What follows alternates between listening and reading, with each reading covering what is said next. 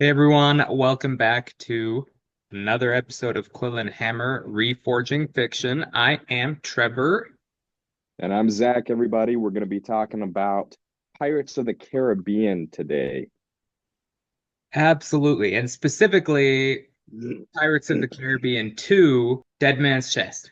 Now, Zach, why are we starting with number two? Well, because number one was so good, it was the perfect way to start off a franchise. I mean, I really can't find any flaws with it. And it was such a great jumping off point. You have an enigmatic character in Jack Sparrow. You um, you don't really know much about him, but you're instantly invested in him because of his mystery. He's a mysterious character. And on the other side, you have Captain Barbosa, who's a ruthless villain. You have the interesting magic component of them being cursed by the Aztec gold and not being able to die. I think that gives a good motivation for them to kidnap who they think is going to break the curse. You know what I mean?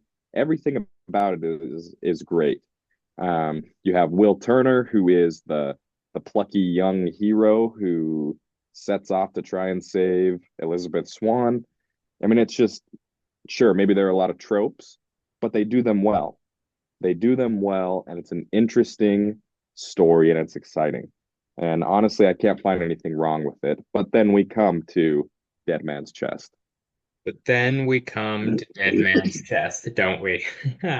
So let's start off though, Zach. What did you like about Dead Man's Chest, if anything? What were your thoughts initially, and then talk about like rewatching and you know how that felt. When you initially watch, I mean, I was, holy crap, what would I have been? Like 12, 13 when it came out? I was pretty young. Um, and I remember being really excited about it. I was caught up in just the pure action of it. There are a lot of good action scenes. Um, but moving on from a kid's perspective, I think Davy Jones is an equally interesting villain.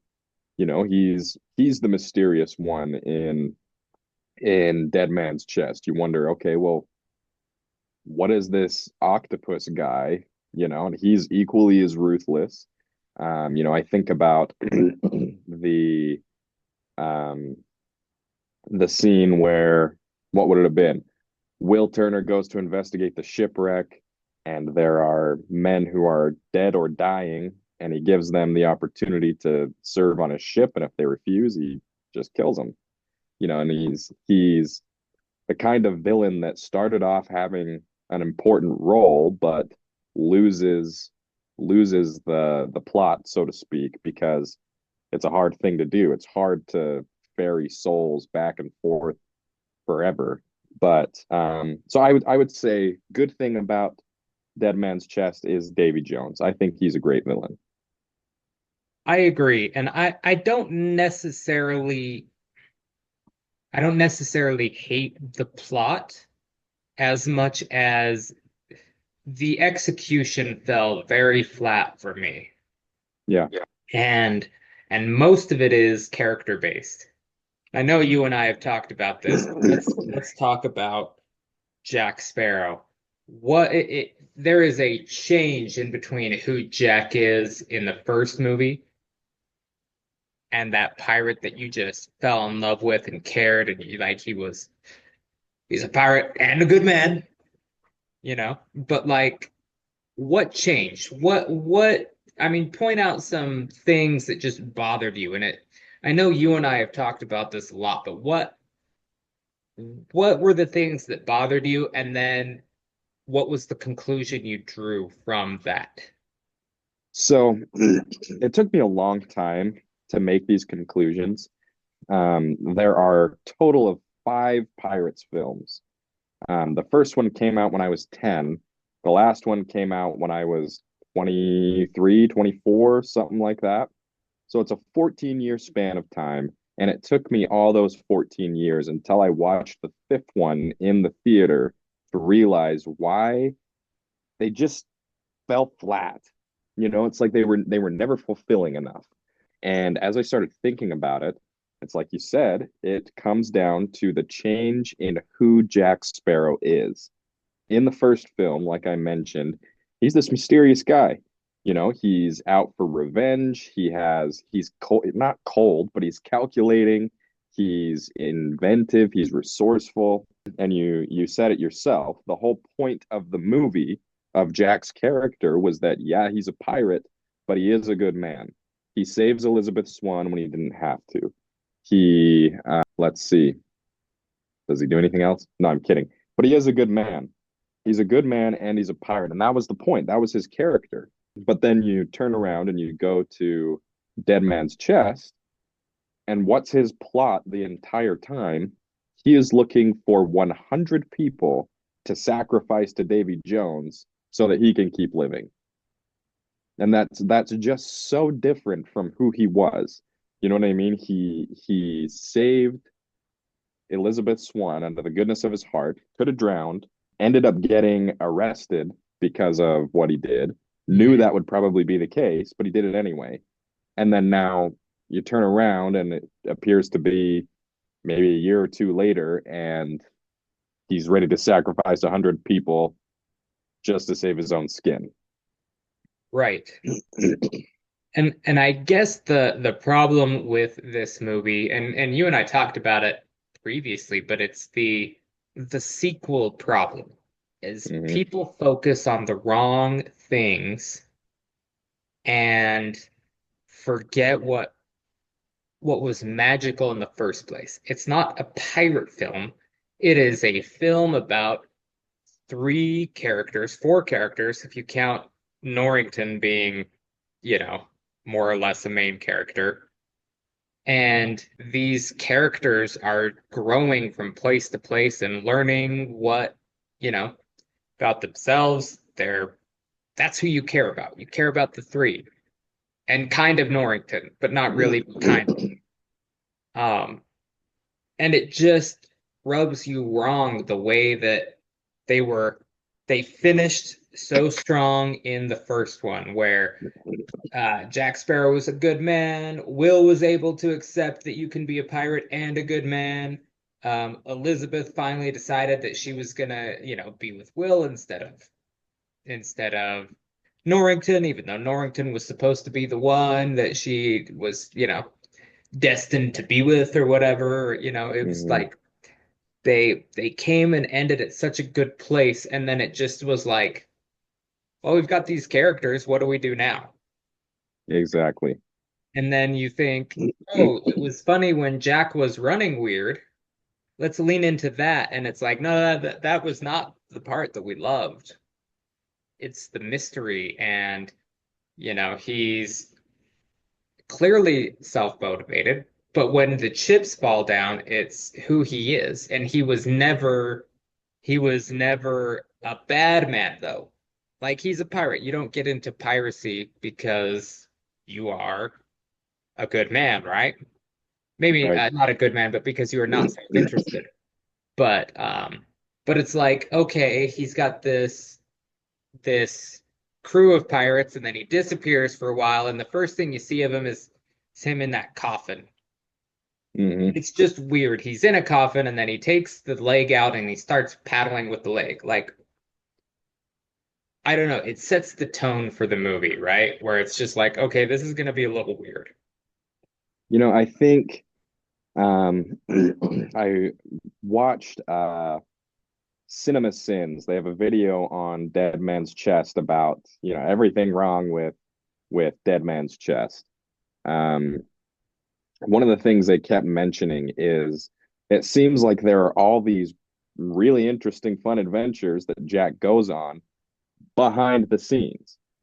Like, Yeah, how did he get in? How did he get into the prison and get out in the coffin? right, I don't know. That might have been really interesting. Or, for example, when he's on the island, how did he convince the natives to become their god king or whatever? right, Like, how did he learn the language? How did he communicate with them? That would have been an interesting story, but you don't get to see it, right? right. But going back to character changes, I dislike. how Will and Elizabeth kind of drift apart. It's like they were in love, and then all of a Right. sudden it's like, yeah, well, not really. I'll choose my dad over Elizabeth. I would not choose my father over my wife. I'm so sorry. I love my father, but I'm gonna choose my wife every time. You know what I mean? Right. It's like Yeah. it doesn't seem realistic, you know? Yes. And the and I think Norrington was a missed opportunity. They bring him back and he's disgraced. And I just feel like that's not him, you know? Like it's my problem with sequels is too often they they take the character growth and they bring it down a notch from where it was in the last film just so that they can have a story arc. And it's like it's not fulfilling. It irritates you, you know? Absolutely. It is absolutely annoying when they do that. And it turns it from an artistic endeavor into a cash grab. And it's evident Exactly. because every version of Pirates, it goes way up and then it just is downhill the longer and longer you go. But but let's transition a little bit. Instead of, we've fairly talked about what we didn't like, but let's kind of start at the Right. beginning of the movie and similar to what we did with Star Wars prequels, what would you add or what would you change to and I think this one is specifically more, how would we tweak the plot and the characters, not changing everything directly? Because like I said, I think it is a fairly interesting plot at the Right. core, but they just kind of, instead of focusing on what made them really good characters, they just focused on all the weird branches and things and didn't get to the core of it. So, without necessarily changing the whole plot, what do you think? Like, what changes would you have made starting at the beginning all the way to the end? Because, like I said, the plot is fine. It's like, okay, yeah, Jack made this deal with Davy Jones. He has this problem. He, and we don't even know until the next movie, and it's vaguely alluded to, I think. But it's like the reason you know, Jack was branded a pirate in the first place was because he was transporting slaves and decided he wasn't going to transport the slaves. So he Right. released them or whatever for the East India Trading Company, and that's what led to him being a pirate, I guess. Um, Hmm. and Norrington sunk his ship, and then he goes to Davy Jones. Davy Jones, you know, raises the Black Pearl for him, and then obviously there are conditions, and clearly you don't want Jack to just die or have to be, so there's got to be some way that he can subvert that and get out of serving Davy Jones or being killed or whatever. But, what could we do to maybe bolster the plot, make it a great movie like the first one instead of where it is? So let's start from the beginning. What are your thoughts? How would you set the tone for the movie? Well, first of all, I would throw out the fact that Elizabeth and Will are being arrested. I think that's unnecessary. I think what you do is you have Jack Sparrow receive the black spot from Bootstrap Bill or whoever else and have him come seek out Elizabeth and Will, or just Will, and then Elizabeth comes along for the ride. Doesn't matter. But to have him come seek out help instead of, oh, here's Will Turner. Let me manipulate him and lie to him to get what I want. And then it's another sacrifice. You know what I mean? Hmm. But instead of him sacrificing his friends, how about he goes and asks for help and then Will says, yeah, I'll come help you out. We'll figure out a way to get through this. I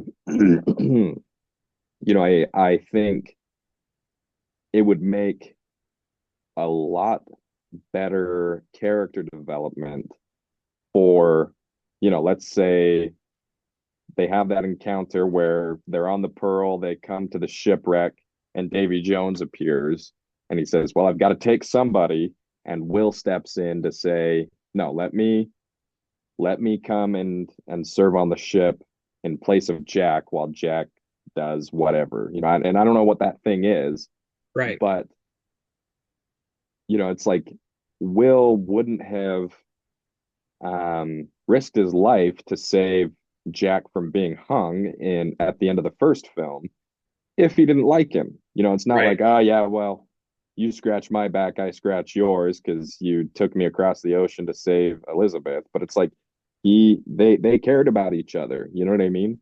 Right. So I don't know. But I think in the very beginning, you have Jack come seeking help from Will, and maybe you reveal to Will that, hey, apparently your dad is serving on Davy Jones' crew. He came to me, he gave me the black spot. I'm in trouble. What can we do? Type thing. You know what I mean? Right. No, I like that. I like that it becomes more of an adventure film rather than Jack being manipulative and whatever, you know? Because, Mhm. honestly, we can say, yeah, Jack was manipulative at the beginning of Black Pearl because he was a pirate and he had his own ends. And it wasn't until he knew who Will was that he agreed to help. And then he Mhm. realized I can get the pearl back because we can end the curse. We've got this guy here. We can go and use him or whatever. And then through the course of the video, they come to like each other and they become friends. Right. And so and here's the thing. I don't even feel like the Davy Jones heart thing. Like I'm still okay with that as the plot. Like because you have to find some way to leverage this immortal man into releasing him from his oath. Right. And so like I'm fine with that and I don't care that that's the thing, but I like that it's reluctantly like this is maybe it's the only thing we can do and they brainstorm rather than it just seems like Jack's trying to save his own skin for this and you say Right. like I would like a discussion where it's like, okay, 100 souls, and he'll, you have that kind of thing. It's like collect 100 souls and we'll release you, and you know, he takes Will. Will goes with him willingly, and then you say, oh shoot, well we can either find 99 people and try and sacrifice them, 100 if we want Will back and not, or what else can we do? And Right. if you had that discussion, then it makes Jack still the good man, but like, it's like I don't know if I'm worth killing 99 or 100 souls, but let's see like what else can we do, Right. So I'm fine with that. And I think I would have preferred going back to your conversation about Norrington. I like the three-way battle almost because you've got I mean, it's like it's the sword fight with Will, Jack, and Norrington, but I would have preferred Norrington to not be disgraced, but kind of be Mhm. manipulated by the East India Trading Company. And then you've got Norrington, who is the not the face, but let's call him the sword of the East India Trading Company. Right. And he's still upset because yeah, he thought his entire life he was going to marry Elizabeth once he reached, a certain level and could afford the commission or whatever, and he becomes Commodore, not Commodore. What does he become? No, yeah, he becomes Commodore. Commodore Hmm. Norrington? he becomes Commodore. They and he's like, yes, finally now. And then, obviously Elizabeth is never into him, but he's into her. And then, that was the plan and it never works out. And it's so like you have him, maybe like his arc is coming to grips with that. And even by the end of film three, realizing, gosh, the East India Trading Company is the worst. Maybe these good men, but they're also pirates, should be, you know, maybe they've got a point. Not the full Right. point, but a little bit of a point. And so his arc can be being the sword and kind of, you know, like he is in the first movie. For or not the first movie. In the second movie, he's kind of just like a Ponzi of uh or a pawn, not a Ponzi, a pawn of, you know, Beckett and whatever. But if you change that and make him the sword, and then over the course of the second movie and even the beginning of the third movie, he starts having that slight change of heart and doesn't agree with what's going on, and then he has to make a change or something. But really, I would like him to be chasing Jack and Elizabeth and Will instead of there he is. He just is disgraced and he's in Tortuga and he's just drinking himself to death, I guess. Right. No, I think it is a much more compelling arc, to have him realize that this isn't right, you know. Yeah. And that's what makes a good transition from a pseudo antagonist to a protagonist, in Mhm. film, is you have them realize that, yeah, maybe what they're doing is not quite as moral driven as they thought, you know. Um, and I think too, I don't like the motivations behind any of the three of them when they're fighting over the heart. You have Will, who probably is the most moral of the three, wanting to kill Jones to release his father. Mhm. But Jack, the only reason Jack doesn't want to kill him immediately is because the Kraken is after him. And I feel like that is kind of plot convenience, you know, Yeah. just so that they can have the three-way fight almost, It's like, why? I kind of don't get the Kraken. As a kid, it's like, whoa, the Kraken is awesome. And it is. But why did it take the entire film for the Kraken to find Jack? And when it's destroying the Black Pearl, why did it not know that Jack was rowing away in the rowboat if it's somehow able to track Jack? Right. So that whole thing I think is flawed. But if you're gonna have the three-way fight, I think you have Will and Jack on the same side. Then you have Norrington and maybe a crew member of Davy Jones. Maybe you introduce a first mate who I guess was the hammerhead guy, Yeah. but he's just another creature basically. He doesn't have any real lines, no real character arc or anything. I think if you spend 3 minutes to set him up as a character and have him be Jones's sword. You have Norrington, who's the sword of the East India Trading Company. You have Hammerhead guy, who's the sword of Davy Jones, and then you have your two protagonists. I think that would be more compelling than the three of them fighting over it for their own motivations. Right. Petty motivations. Petty motivations. That's essentially what it is. Like at least for Norton, in his defense, like he wants something that can get him back to where he was because he's in a horrible Mm, place. He doesn't want to be a pirate. He wants to be Commodore in the Navy.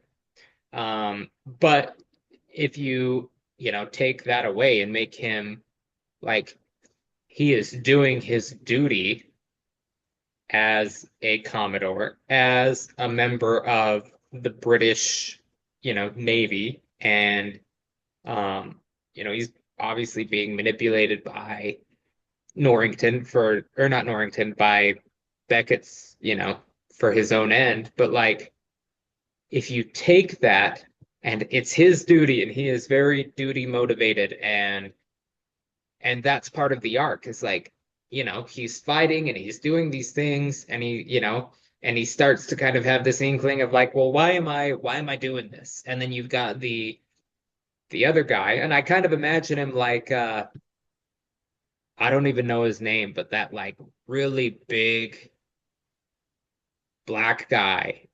Like, Yeah, yeah, yeah. you know, you will speak when spoken to, Right, That's right. the only thing I can remember him even saying, but he is like the second in command. He is just this big man, muscular, manly, Right, but he's the second in command and you kind of like him. Maybe right. you like him, you hate him, but in the way that you're intended. You like him as a character, not necessarily you like him. You like to hate him. Yes. So you need someone like that. And the hammerhead guy could have been that, like you said. Hmm. And then you've got three people fighting over it. Jack, the hammerhead guy, Norrington, um, and that three-way battle could have done a lot of things, but it ends up not. And then And the Kraken. Like I don't mind the Kraken. Like the idea of the Kraken is, like you said, it's cool. It's something to be feared, but like you said, why is it that it didn't recognize that Jack was rowing away at the end? Or it's chasing him and I don't know, like it just why does it seem to take forever for that? mhm. I don't know. And my other thing is there should be a price to be paid for Davy Jones to use the Kraken. It should be a last resort type Right. of thing because otherwise, why doesn't he just sail to find the Black Pearl Yep. and then release the Kraken? Right. It's like and where is the Kraken being held? Where is it being released from? It's just Hmm. it's and I'm with you. I think it's a good idea, but it was just fumbled. It wasn't executed well, you It know. wasn't. And I kind of like this. Remember how what's her name? The weird witch lady. Tiadalma. Yeah. How she says he can only step on land every 10 years. Mm, I think like a compelling reason for using the Kraken or not using the Kraken would be you add 5 or 10 years on every time you release them. Like that's mm, price where that like is a good price. and that could be the initial motivation that you find out in the second movie or the second movie in at World's End where it's like you find out who she is, you find out that they were in love, and it's like, okay, well, I had to release the Kraken, and that delayed me, but then Mm, you were gone or whatever. right, And right, so like that becomes a more compelling whatever and a reason for him not to release it just willy-nilly. It's like, all right, right. we're gonna send out our people. We're gonna send out the crew. We're gonna try and get everyone to um, you know, do our thing as magical pirate creature things so that we can do that. We can accomplish our goals. We can get Jack, but it's like, but we're not going to do this on a whim. We're not just going Right. to go kill all of these ships and do whatever. We're going to do it for a reason. So I really like that idea of having a price behind that because then it becomes like, will it happen? Won't it? Oh my gosh, Hmm. he's really doing it kind of thing. Right, right. And so I like that idea. You're searching for it. I like the idea that Jack is conflicted. Hmm. You remember the whole compass thing, it shows you what your heart desires, but Jack doesn't know what he wants. Right. He doesn't want to die, but he doesn't want to be that scumbag that would, you know, and so Right. it doesn't work for him, and that's why you have Elizabeth, you know, Right. um, and that's where she comes in as someone who can find what she wants and who, like, the goal aligns. Like, you can have Will find out that his dad is not alive, but alive. And Hmm. then Will is conflicted because, yeah, he likes his dad. It's like you and I. If we were told, like, you have to either stay with Lucia or, be there for your dad's last, day or whatever, but you can't do both, like you would be maybe not conflicted, but you would have that, like, gosh, I want both kind of thing, Exactly. I want to see my Exactly. dad, but my wife is more important, but I still love my dad. And so you can see how the compass would spin a little bit, even though Hmm. you know full well that if it came down to choosing between our dad or our wife, choosing our wife. Yep. So like, but then you can say to Elizabeth just wants them all to be free, and finding the heart is what will do that. So I like that gives her purpose, and Right. and introducing, Bootstrap Bill as being alive really helps create a need for Elizabeth rather than just a pretty face. I agree with you. I think at its core, there were good bones to the plot, good bones to the movie, but Yes. they just did not execute. Right. So I guess to sum up, I would change Jack's motivation, not make him manipulative. I would have him seek out Will, and Will be willing to go, Yeah. and have them, like you said, brainstorm about what their options are and come up with the plan together to get the key, find the chest, and eliminate Jones. And then have Elizabeth keep her role. I think her role is fine, like you said, to be the only one that really knows what she wants and be crucial in being able to find the chest, and then fix the Kraken. Make the Kraken a last resort for Jones to and have it be worth something. Have it have a cost. Make it make it a conflict for him whether to use it or not, to see what he wants, Right. And I think just changing those few things, and Norrington changing those few things would elevate it exponentially. And Yes. I don't think you would even need to do like a Lord of the Rings special edition like we talked about for Star Wars. I think it's just change those few things, keep the runtime the same, and you're fine. You have another great movie to work with. Right. Now, I do have two questions before we end. Would you keep the scene on the island with the cannibals? Or do you add something else in there? Or is there a reason? Can we find a reason why they go there that's not necessarily, I don't know. I don't know how to say it. In my mind, and maybe I just answered my own question in my mind. So they know Jack kind of knows about Davy Jones and that you need something and the key, but like, how he's looking for the drawing of the key? Right.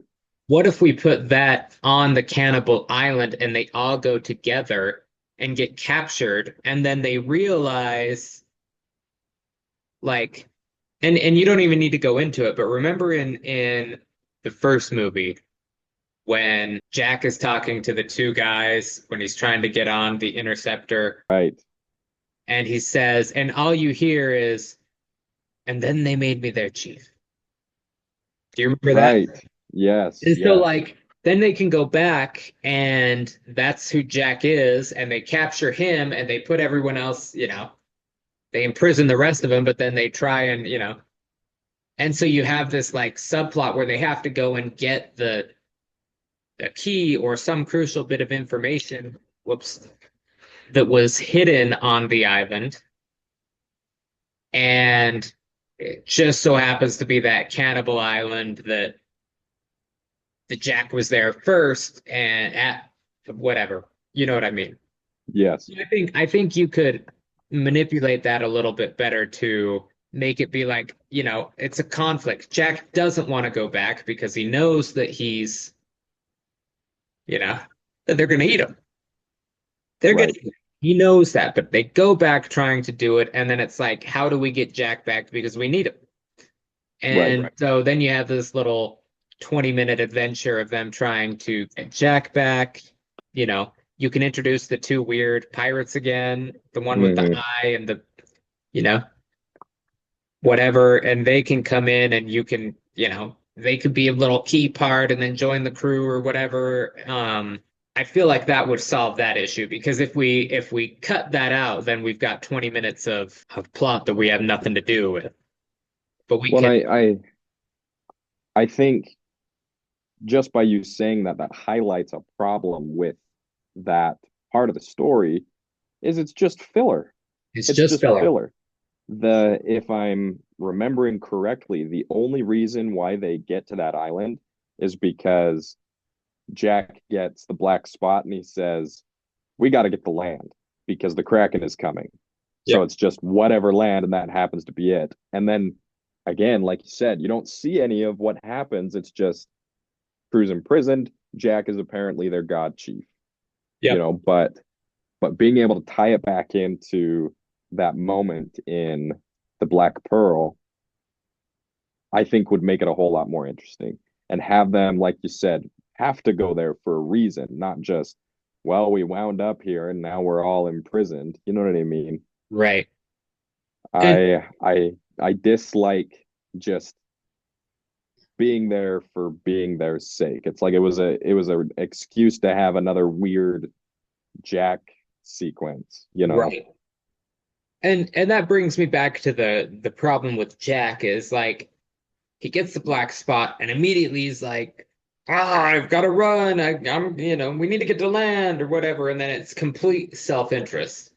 Where like, Right. yeah, he is self-interested, but like if you could get the crew involved, because the crew are supposedly supposed to love him, right? Like he's the captain and he's Jack and they go back for him and Right. and then already they're like, all right, well, we got to get rid of Jack. We got to mutiny again or whatever, and then he's like, no, we're going here. And it's just, um, I don't, I don't like that. It really is just filler. Like they just magically landed on this island and then you've got weird Jack but no, if you give them a purpose for it happening, like they had to go there specifically. They needed the information and it was on this island and It was their only option. it was their only option and all of that.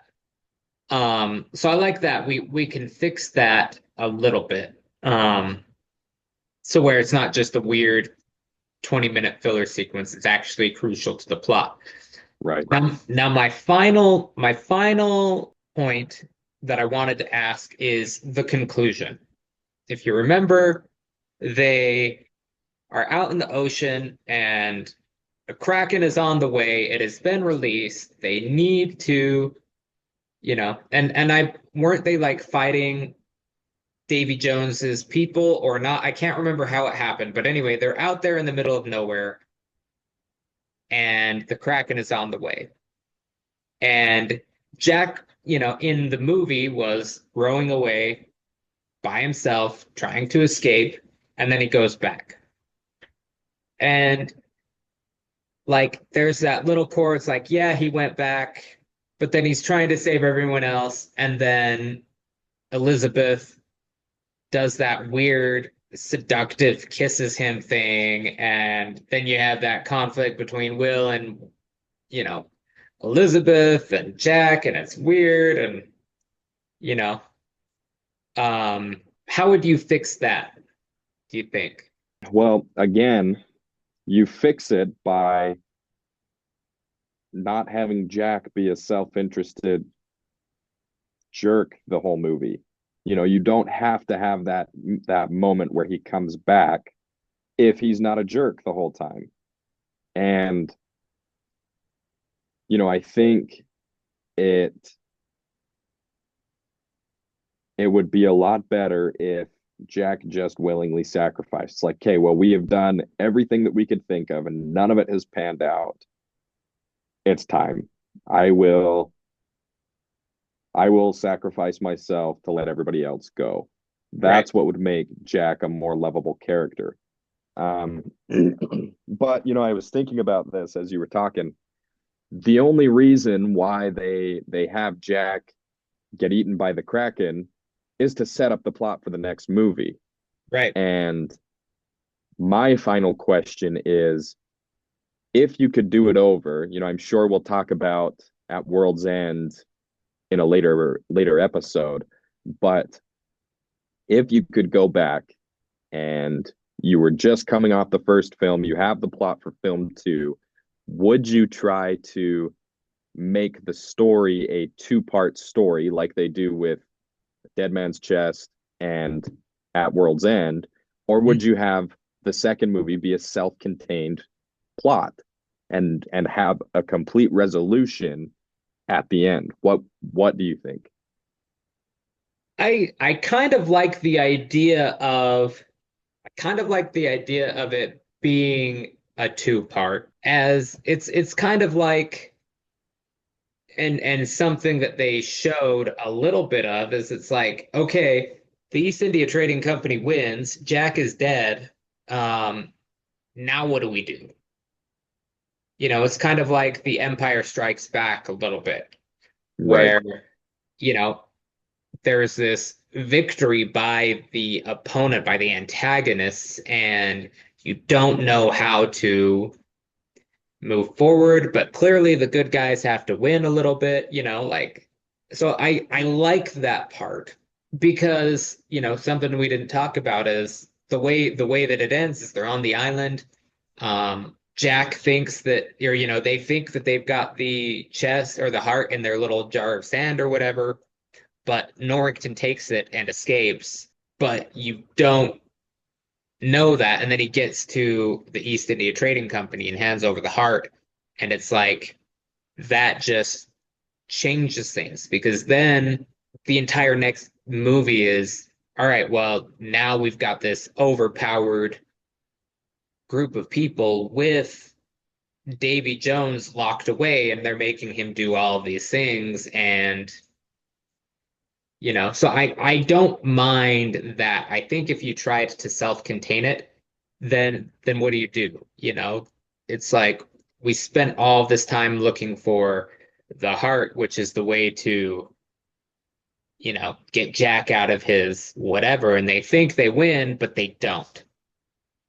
So how do you move forward then when everything wins and the movie is on a downer note at the end? right. I don't know. What do you think? No, I think you make a good point. I hadn't fully considered everything that is implied by the ending. Um, so yeah, I think I agree with you. I would keep it as a two-parter. Um, and with Norrington being the sword of the East India Trading Company in our revisions, having him come back triumphantly, I think is a better picture than him coming just to bargain to get his rank back type thing. Right. Now, the final point, and I agree with you, is Jack needs to sacrifice himself, because that makes you love him even more. That shows, once again, good man, pirate. They aren't mutually exclusive. Right. Um, but what about Will and Elizabeth? Where do we leave them, since we're moving into the next video? At the end of our movie, they're kind of like you see Will watch Elizabeth kiss Jack, and then it sets up that conflict with them throughout the movie and them both being idiots. But like, how do we not create conflict? Because I don't necessarily want conflict between the two of them, but like, where do we leave them? Where do we set up the next movie for them moving forward? Well, I think you cut out the kiss. 'Cause I hate that. I hate that blatant setting up a conflict just so that there's conflict. Hmm. What I would prefer is for the conflict to be, well, somebody's going to have to take Davy Jones' place. Who's it going to be? And have it be, a not a conflict, but a source of anxiety between the two of them. Like, well, if I kill him, then we won't be together type deal. Right. But I don't know. I think you keep them in love because that's another thing that I hate is when a a fictional couple is in love at the end of one story and then you start them back up and all of a sudden they hate each other again or there's rockiness. And I know that the world is real and that happens, but movies are supposed to be idealistic, Yeah. and I don't think that every sequel has to have relationships disrupted. I the and I'm sure we'll talk about this in a later episode as well, but in the latest Indiana Jones movie, The Dial of Destiny, you have Indiana Jones apparently left his wife left him. At the end of the Kingdom of the Crystal Skull, he marries what's her name? Miriam. Miriam, and they're happy. But then for plot convenience, she left him. And it's like I just don't like that. Right. So for me, you have to keep Will and Elizabeth together because otherwise they're just being stupid. Their characters are being stupid Hmm. throughout the entirety of the film in the third one until they ask Barbossa to marry them. You know what I mean? Right. So I'm not entirely sure what the conflict should be, but it shouldn't involve Elizabeth pretending to kiss Jack and Will not talking to her about it because that's an easy conversation to have. Why did Right. you kiss Jack? Oh, well, I did it to trick him, to distract him while I handcuffed him because I knew he wouldn't sacrifice himself willingly. Like, Right. oh, okay. Like I wish you Well, would have talked to me about it, but okay. right. Okay. So So do you still love me? Yes, I exactly. do. All right, cool. But I agree. Get rid of the kiss. And I think if like I imagine Jack is ushering everyone down, and then you've got like, someone is holding the rope that's keeping the whatever there, and he just severs the rope. And Yep. they start drifting away, and he walks over and, does that fighting the Kraken scene, where you last thing you see is him with the sword and he's gonna stab Right. into the mouth of the Kraken, even though he knows I like that scene. It's iconic, but I like that. And then you kind of have this downer. Everyone is just bummed because Jack sacrificed himself. And then you get back to whatever because that lady, and I don't know why they go back to Tia Elma or whatever her name is, I don't know why they do either because but it doesn't seem like she'd be all that close, but right. whatever. But if they say like, is there any way we can get Jack back? And they go to the witch lady, and then that sets up the next film or whatever. Right. But like that conflict is like they're both grieving in different ways. So I think that I think that would set up the third movie for a really emotionally satisfying payoff. Not emotional, but like a satisfying payoff. And Right, even though you are ending on a down note, you are happy with the way that Dead Man's Chest ends because you're not put off by Jack's character.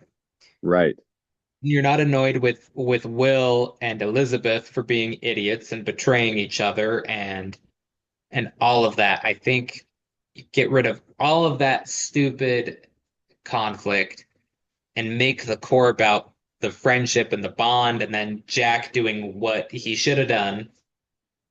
Not should have done, but doing what he should do and accepting, all right, I made this choice. And here I am, and I'm not going to drag my friends down or my crew. I'm going to send them all away, and I'm going to sacrifice myself so they don't share my fate. right. And then I just like that as an ending. And maybe they don't even need to go back to the witch lady to begin with or to end it. But then how do you introduce Barbosa again? Right. But I but I'm with you. You want your heroes to embody certain values.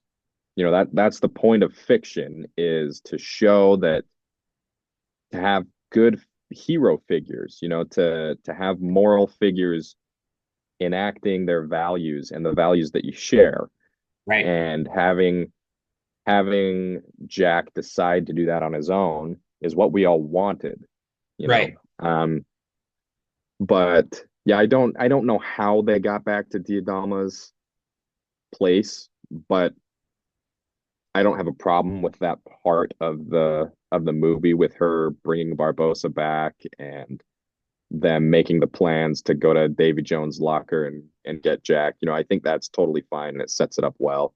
right. But there is that slight, it's missing the bridge. Like, I don't know how they got from middle of the ocean back to that swamp location. But Right.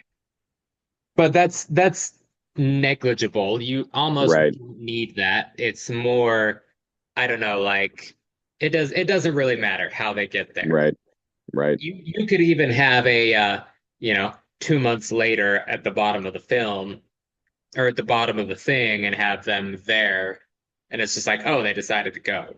And it would right, probably feel better than just all of a sudden they're there. But right, that doesn't matter. But that makes the movie much more palatable to us and takes it from being this awkwardly not palatable movie to, hey, this was really good and I'm excited for the next one. And to be honest, when we ended it, when we were kids, we were still we didn't realize this stuff when we first saw it. I remember being excited for At World's End to come out, and you didn't same, realize, you know, until we watch it two or three times later and we get older and we realize this is weird. Why do we not, right. There's some real something's off, flaws. Yeah, So but we fix that and then we're in, the next movie.